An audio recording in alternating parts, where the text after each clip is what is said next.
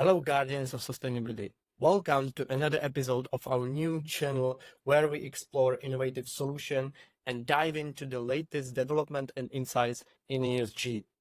Today, we have very special guest, Marta Amram, a leading expert in sustainability in finance. Marta is also founder and CEO of Glynt, which provides AI-driven tools that simplify sustainability data management while ensure high-quality, audit-ready data for any type of businesses. Between their clients belongs Walt Disney, EC Energy, or Honda.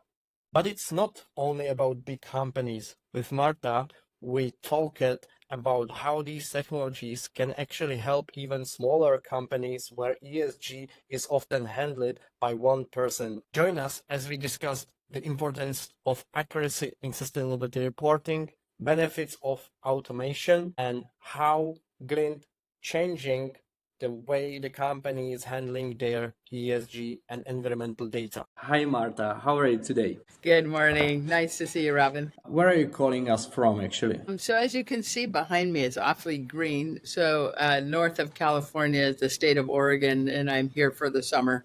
So it's a lovely summer, early morning day. Perfect. And what is the weather out there? We, like everybody else in the world, we've had our climate event. So we had 2 weeks of unusually high temperatures.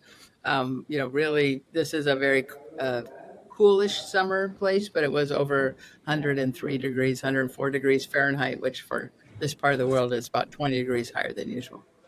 So, yes, it's been great, but I think everybody's seeing the effects of climate change this summer here in the US. We can also feel that climate change also here in Europe as well, especially in these hot days here over the summer. Yeah, this is something that we need to work on and we need to work hard. I would like to today to talk about the data and data collection and the data management in general, but let me first start with your introduction.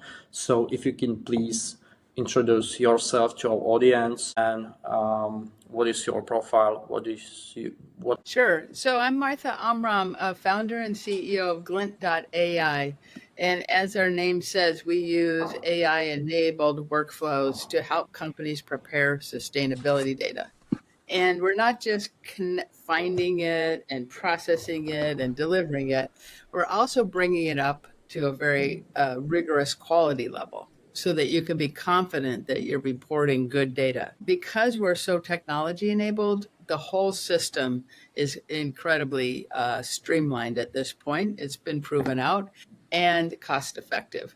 So think of us as the support system for preparing sustainability data for companies around the world, whether they be big or small. We're here to do that data job with them. All right. And why data management? Why are you choose to help companies with this topic? This is largely a reflection of my own background. So Glynt got it started in the clean tech industry, and we've helped solar companies, energy efficiency players find that granular, detailed data that drive out energy costs and really lower them, water savings as well. But I am trained as a financial economist. I have a PhD in finance and economics from MIT, and I'm very convinced that the data that companies report can help them in the capital markets. It can get them more capital. They can use it for risk management by hedging on using financial instruments known as weather derivatives and hedging. So I have this vision of the chief financial officer looking at the financial risk of the company, then the climate risk of the company, and using data from Glynt and data from the markets to reduce risk by entering into certain hedging and insurance relationships. So the vision here is to drive it further and further into that direction, helping everybody address the economic cost of climate change in a cost-effective way. All right. So what would you say that holding us back to, accomplish this goal and see those live, connection to see that connection between the data, between the finance and the climate data, actually? That's such a great question. What is holding people back? And there's really two things going on. One is you kind of have to be a superstar. You have to know, and I always use this like triangle. Say you got to know data, you got to know sustainability, and you got to know software. There's not that many people who know all those three things. So when you approach this problem, you just intrinsically don't know how to get started. We have this mental model that you write down on a little, yellow post-it note, those ones with the sticky back, and you say, go get data. Oh, I need to do this. I need to do that. And you have this pile of post it notes. And that's how this problem feels to every sustainability manager. I don't know this triangle, and I got this thing I got to do. And what Glint is doing is saying, look, we got you. We are the experts on all those three things, and we'll just give you a very simple system so that we'll work with you to find your data. It's usually in your enterprise system somewhere. We'll help you find it. We'll pull out the invoices that we need work with you on that, and we'll process them and deliver back to you the data that you need to submit to regulators or put in an application of your choice. We do customization. All of that is done without developers. We understand the software side. We understand the sustainability side. You can help us with the data piece. So we're breaking the triangle open with our built-in expertise and making it a much more simple job. But I have so much empathy for someone who's sitting on that pile of post-it notes and saying, what in the heck? Yeah, exactly. From our experience, many companies doesn't see the opportunity from the financial point of view in this whole ESG. So I'm really glad that you are pointing out that this is the really ultimate goal to what can be read actually from the data. But let's start with the basics. Well, let me Because just this interview should cover the basics of understanding about the ESG data preparation. We already know why to gather and collect those data. If it's for the legislation or for some stakeholders disclosures. But let me start with the question, how to prepare effectively for the data collection. Yeah. So you said, hey, I don't think that the person we want to speak to through this video actually is got finance on their mind. I just want to come back to that for 1 second, and then let's talk about data collection. The reason I'm coming back to it is finance has two meanings. One is my chief financial officer, the finance of my company, that function, which includes accounting and so on, and the controller. But there's also finance in the capital markets. And what we're seeing are two things that every company should be aware of. One is your data is going on Bloomberg type terminals, is being used by Moody's, even if you're a private company. They have the infrastructure set up, so they're watching your data. If you report it to some of your customers, no doubt it's going to end up in their data system. So you're not that private anymore, and that part of the financial markets is going to see you. They care about it a lot because they're getting an extra return from this data. Sustainability data makes investors money. And we have a whole video around that. So, for the person that's struggling with their data, just keep your eye over there. Keep watching because what you do will matter to the financial world. But turning back to how to collect the data, sustainability data, and let's think about what you need to report for what's known as scope 1 and scope 2 emissions. This is about what's going on at your locations. It's the cars you drive, the emissions from your machinery that go directly into the atmosphere, and the electricity, natural gas, other energy that you use that you buy from vendors for your operations. That's known as scope 1 and 2. We also include water, and typically companies have to report in their waste, so that goes in that first set of data as well. All of that data is scattered across invoices, and the invoices were not processed at the line item detail before with all this information that we need because nobody needed it. We need to know usage. Nobody needed that before. They just paid the bill. So now we need to capture more information from each invoice, and we have to find the invoice. Glint offers 5 ways to find invoices. One is you could give us your utility login credentials and we can go get them for you. That solves some of the problems. You can also show us your accounting system and say, here are my vendors.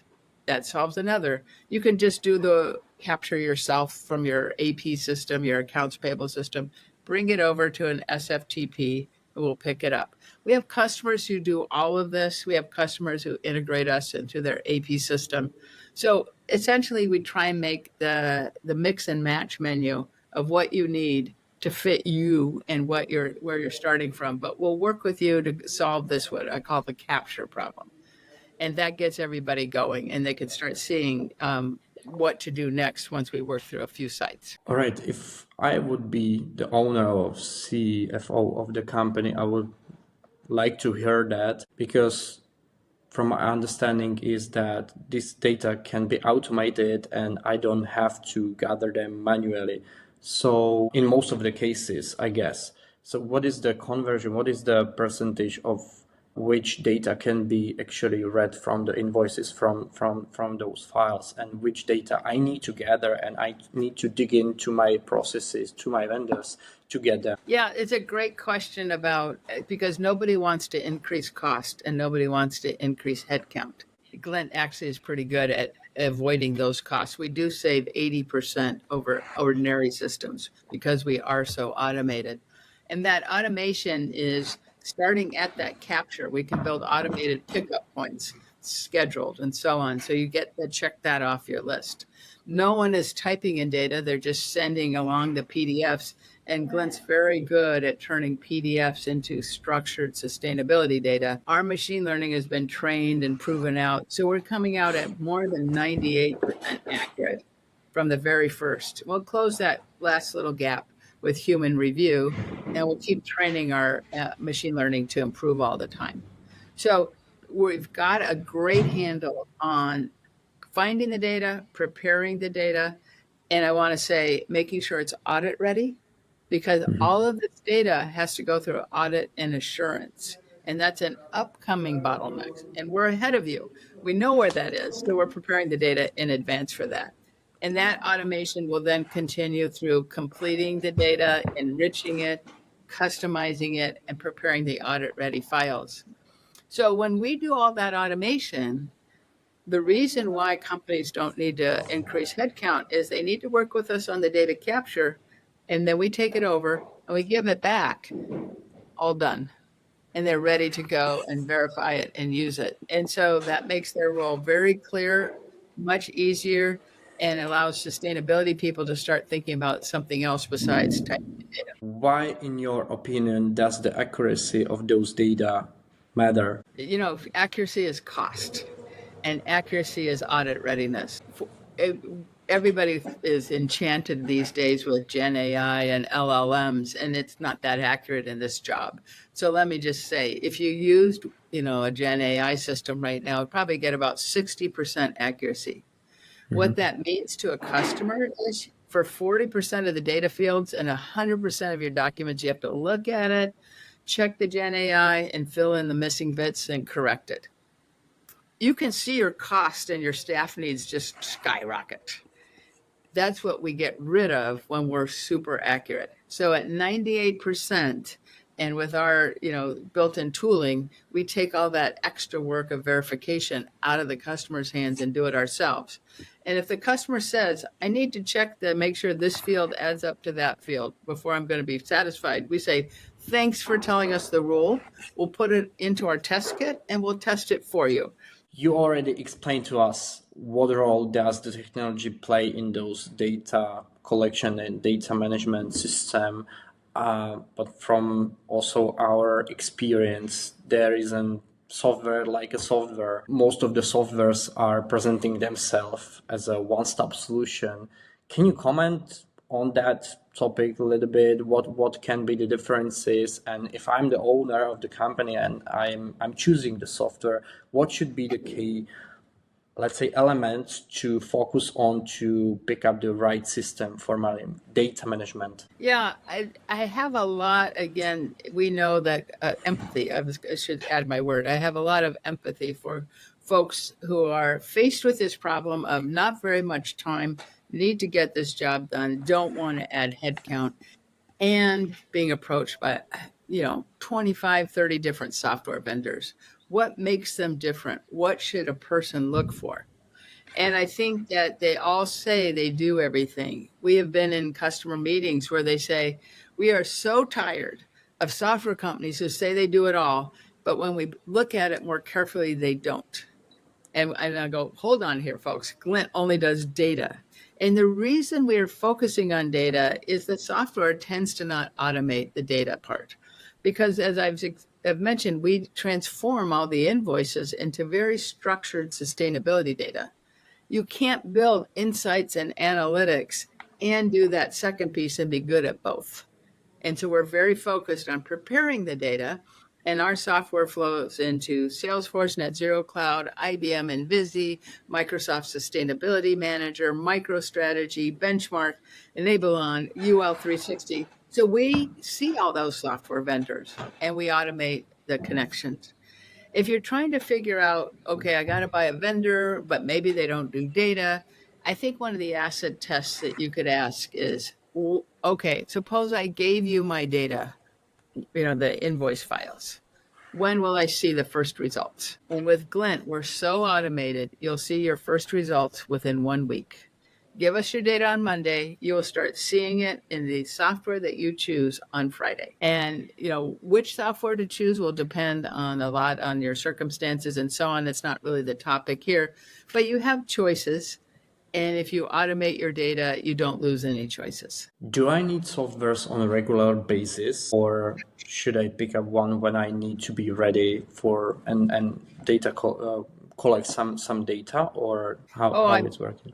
I'm so glad you asked that question, because you have to have your data and your software and the data that's coming out of your software audited. It has to be your data, how it's handled in the software, and that final report before you submit it to regulators.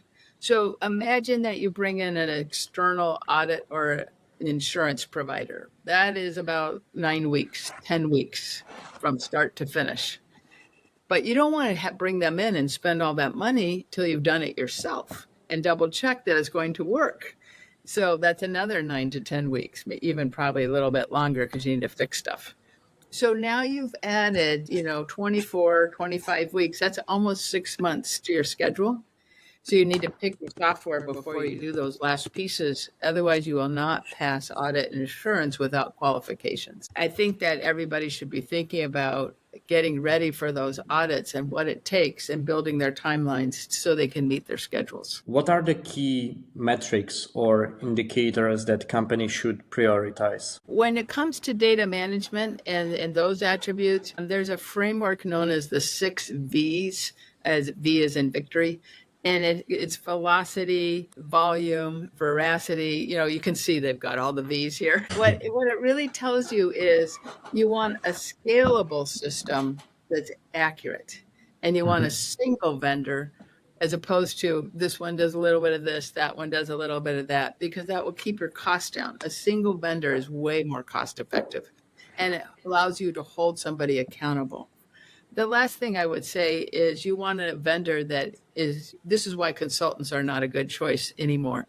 You have to get your data through the audit step. Consultants are still typing in data with manual data entry. Auditors hate that, and it drives up your audit cost. So you're paying for consultants and you're paying more on audit. I think you want to select a data management system that's audit ready. And so Glynt will give you documentation, audit-ready files, and a certificate that says everything was prepared in a system that's already audited. We got audited. So in that sense, it makes everything else easier. And that's a key buying factor for your data system. 1 week, can I get my data in 1 week? And tell me about how this lowers my audit cost. And those become 2 key elements in driving down cost when it comes to data. I would like to also know more about potential benefits from the automated data collection and data management, but let's start with the audits for a little bit. What do you expect to be different between the sustainability audits and the financial audits that companies are currently Yes, so let's start in 2020. And then in 2020, which was only 4 years ago, the sustainability audit was a very customized consulting type project. Today, sustainability audits look very much like financial audits, just like what you mentioned. So, a financial auditor will use AI tools. They'll want to sample from populations. They want to see evidence of how did this work. They want to see how you test to make sure it's working properly all the time. That's known as a control. So it starts to feel, like an X-ray of your data handling process. It's pretty rigorous.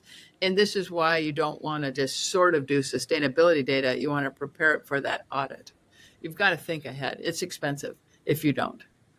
So this just going to be sustainability and financial audits will be remarkably the same, done by the same people. What is your experience? Do the auditors already know how to actually do those sustainability audits? Because in Europe, especially since our regulation CSRD is really brand new form, so on a local level, at least in Czech Republic, the auditors, they are trying to understand how to do those reports. So would be also valuable to them to know this, system, how it's working, how these systems automated can be beneficial for the companies for pre-auditing or help them be ready. So around the world, the every public and private company has to report to the IFRS standards, International Financial Statements Reporting. That sets the stage, and that is harmonized with the CSRD. So when the reporting standards for financial are applied to sustainability, and that's what the IFRS does, and then it comes over to CSRD. I think auditors that see that framework know exactly how everything should look. The CSRD has some new data points. That's not hard. CSRD also has operating expense reporting and capital expense reporting because that's part of your reduction plan. That does come from your financial statements. So the pieces have to fit together. There's an audit standard that's aligned with all this known as the IAASB. They do financial statements. They also do sustainability. So while it feels today like we're talking about sustainability as an orange and finance as the apple, in fact, when you look at all the standards, it's apples to apples, sustainability and finance, and it's coming over and being applied to the CSRD. So the auditors have a very familiar framework. It is going back to my triangle. The person from the company has to be sustainability data, software, and we're saying finance. Now they're a diamond. And so this gets harder for the company, but easier for the auditors. So let's get back a little bit to those benefits. Can you also share some other benefits those companies can get from these systems? And if you can show also some examples, real case examples, that would be also valuable. Yes. So automation of sustainability data, you have to do your data, you have to report. So compared to your alternatives, automation of data is just simply better, faster, cheaper. It's better because it's more accurate and it's audit ready. It's faster because we'll get an entire year of data done in just a matter of weeks. It won't last longer than 90 days. And cheaper, as I mentioned, because we save 80%. So it's hard to argue against automation for this task. That's value prop number one. Number two is we reduce the audit cost and help you line up there. And then the third value prop is as this moves from sustainability to finance and control by the CFO does not want to say, 2,000 to one customer and 4,000 to another. They want to say the same thing to all the customers. When they don't say the same thing to everybody, they face what's known as disclosure risk. So the CFO does not want to face that risk because it's a risk to the company and to their own career. So you want to lock this down and do it in a rigorous way. And I think this risk management of your data is the third benefit here and a third value prop, which is just don't take risks. You don't have to. Get this into a financial grade system.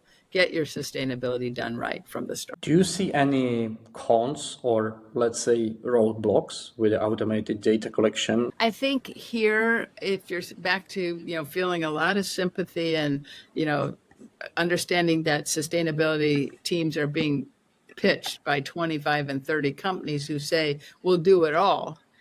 And they want to close that sale. They're hungry for business. And they say, oh, we'll just throw in data. Well, data is 80% of the work.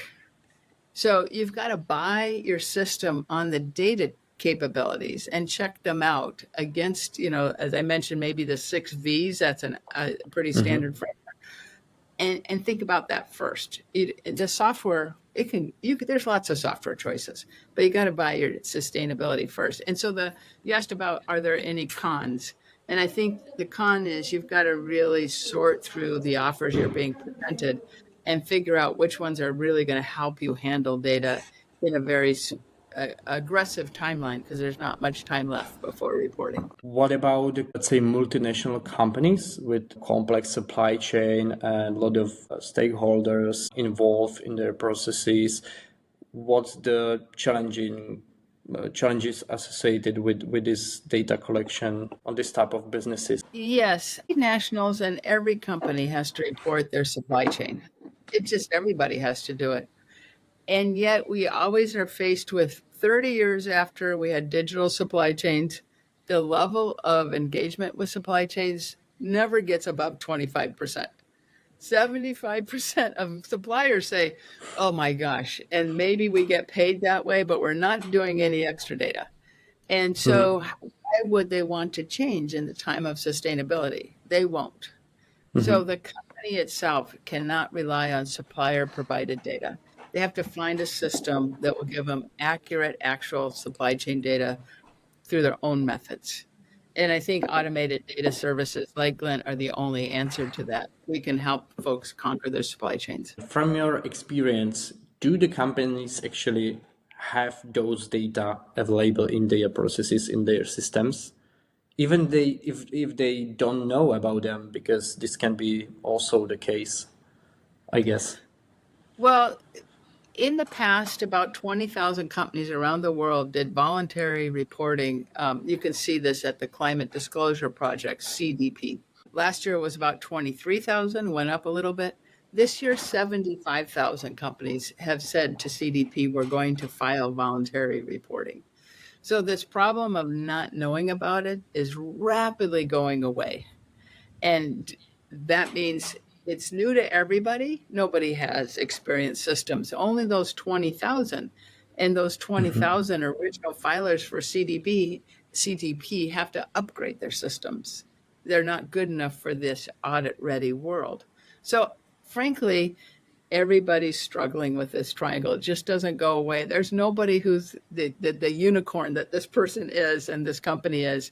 It's new for everybody. So just keep asking a lot of questions. There's a lot of great material on the internet, and conversations like this lay out the markers and of what you should look for. And as I've mentioned, the markers are better, faster, cheaper, be audit ready, because that will save you extra time. And make sure you check your vendors on how quickly they can get you audit ready data. That's the litmus test in a buying decision. How these sustainability reporting or disclosures and data management can companies help to building the trust with their partners, with their stakeholders, with their investors? You probably have the experience with that. Can you share us? Yes. So we have companies where when they had stale data, it was maybe a few years old, they could not raise like a bond, or working capital note. We've had customers like that. When they get fresh actual data from Glynt and it passes audit, it opens up hundreds of millions of dollars of financing. So data moves the financial markets. We also have real estate related companies for which more accurate data actually increases the value of their assets, because it reflects the long-term climate risk. And so that does affect asset values. So we do see this tight connection between better data, more accurate and fresh data, and access to financing. We also see operational wins where companies have tightened up cash flow cycles because we're coming in with a very modern data preparation system. It's very accurate. Well, that can improve your SAP master system of record. You can use it to correct fields. And that's more than like 1+1 = 2. It's 1+1 = 5 because SAP is well aligned with the AI revolution that's coming to us very quickly. All that SAP data will be used in those large language models, the Gen AI. And the more accurate it is, the more accurate it is in context, and Glint helps you do that, the more valuable it is for Gen AI. So you can get your next stages of AI-led efficiencies from this data. But the early wins are better capital access, operational efficiencies, getting the job done for reporting without increasing head. You have opened a lot of topic with your answer. I took two key points from that I would like to discuss more in the detail. The first one is you mentioned some of the industries you experience with. Are there any differences for the automated data and this preparation between the industry specific, is there industry specific challenges? Indeed, we see more data sharing, for example, in the automotive supply chain. And Katina X and here in the US, Suppliers Partnership have put forward frameworks on how to report. And so you need customized data from your output to fit those frameworks. Those frameworks also require data audits and verifications, but you have to do that anyhow. So as you select a system and you in a specific use case or vertical, you'll have more customized data. We also see that more granular data matters across real estate portfolios, driving it down to the asset levels. That's really important.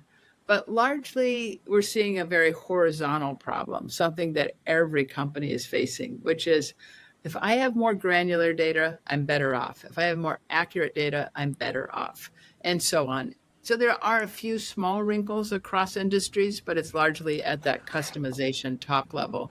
And you need a system that knows your industry and how to produce those fields. That's not the world's biggest problem. It should be immediately obvious to you when you're talking to vendors. And the second part, I'm curious about using the AI because you already have that in your name. How are you using the AI behind your system? Yeah, so Glint built through experience, and because we've been in this business, we built our own machine learning. So an invoice will come in, it will be read by the OCR, and we use the Google, Microsoft, Amazon, whatever's AWS, whatever's best for the moment. And then that OCR produces a collection of JSON essentially. From there, that's the proprietary moment. We built our own machine learning that transforms the JSON into structured output and knows exactly how to take all of that and organize it. That's known as few-shot machine learning. It's our proprietary system. And few applies to how many training samples do you need.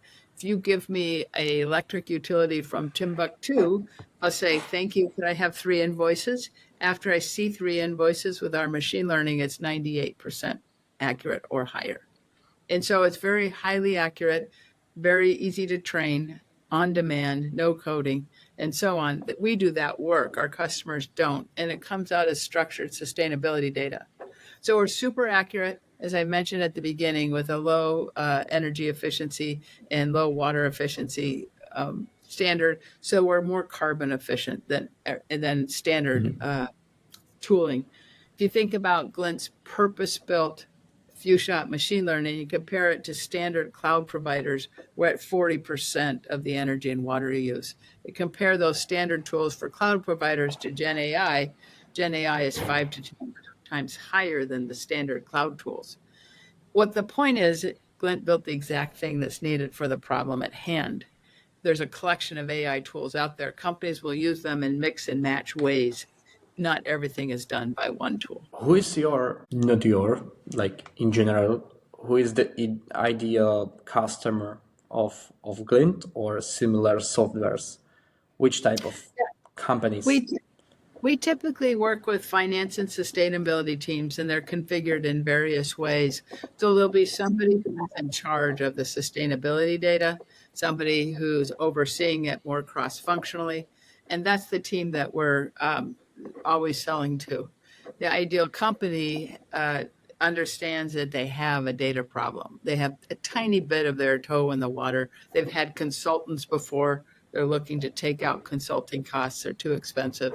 They understand that it's not something they can do on a spreadsheet. Imagine that I'm from the sustainability team from the company. What do you need from me in order to implement your solution and get the data ready? I'm really glad you asked that question because it's super easy. Typically, when we meet a company for the first time, we introduce ourselves. They bring a cross-functional team to the second meeting, so it gets a little bit of a look from all sorts of data, finance, procurement kind of vantage points. Everybody goes, this could work for me, but I'm not sure. We can do a small free test, and that it's very easy, up to 10 sites, 10 vendors, and so on. Start on Monday. We have all the data files. The customer will see all the data for those files by Friday. And from there, they suddenly go, oh, now I see. We don't learn in the abstract. We learn by holding it in our hands. And so Glynt is, we're happy to share that with customers and show them how easy it is and how quickly it can be to put it into your hands and take it from there. Is it easy to use your system? Yes, it is. So there's no login platform and so on. We'll just work with the customer to share data files back and forth and make sure they flow seamlessly in the places they need to go. So it's very centered on how the customer already does their workflows, not adding to that burden. And what is the outcome? Most of the softwares are providing some kind of dashboards and visualization of the data. And do you provide it as well, or what is the outcome look like? I would say the best outcome is thank you for choosing whatever software you wanted. Glynt Data will bring it to life with accurate audit-ready data so that you can get the best value out of that software. We're here to make that data fresh every week, every day, every month, and turn your software into something that's even more valuable to you and your company, because that software needs data. Does the size of the company matter? Like we were mentioning, mainly the bigger companies already have some experience with the sustainability disclosures and reporting, but also this topic is coming back into the process for the small and medium-sized companies, and those companies are struggling with providing the accurate data for their business partners. So is this system also valuable and affordable for the mainly smaller companies? Yes, it is. And I don't think any company should be precluded from automation just because they're small. If we go back to no company wants to increase headcount, that's even more true at a smaller company. I don't want to add more staff. I don't want to pay high consulting bills. So Glynt is 80% cheaper as an automated solution, even in that small company level. We will get the job done efficiently. At the big company level, let's say you're a global 100, the data problem that we've described, from capture to preparation to structure, is the same at every single location. So you could see the big company as a collection of small companies, regions, sites, and so on. The system is the same, whether you're big or small. And it's just the scale and the variation is more complex because there's just more variation at the larger company. But they too want a cost-effective system.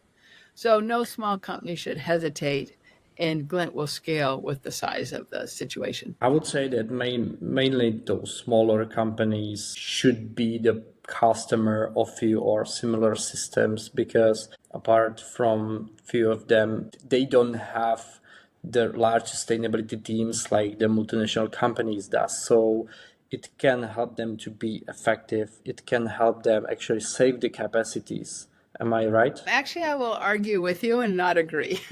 So we're back to this triangle. It's very easy to imagine that this person who knows data, sustainability, and software does not exist in a smaller company. That is true. In a bigger company, they might be 3 different teams. They don't know how to come together. Everybody's largely at the same moment. We've got to bridge that gap. And data services like Glynt are tools that help do that. All right. It was really valuable. I believe that also our audience would take some valuable insights and how to actually approach these data management systems and get ready for the reporting. We are at the end of the interview. Would you like to also share something else that wasn't mentioned in the interview? I just thank you for the opportunity to speak today. And, again, we know that these are confusing times and it keeps changing. And I think my last piece of advice is don't delay. Start testing, check out different vendors and so on, because the reporting deadlines are coming up. They don't go away. They get deeper and more extensive. That's already set in the regulations. So the future is pretty clear. You've got to do your external audit, your internal audit, and your own work. And that means you just don't have much time. So don't delay. Get going. Perfect ending. Thank you very much, Marta, for taking time to join us on the interview. Thank you for your valuable insights and sharing your experience. I'm looking forward to see you another time. I look forward to it too. Thanks.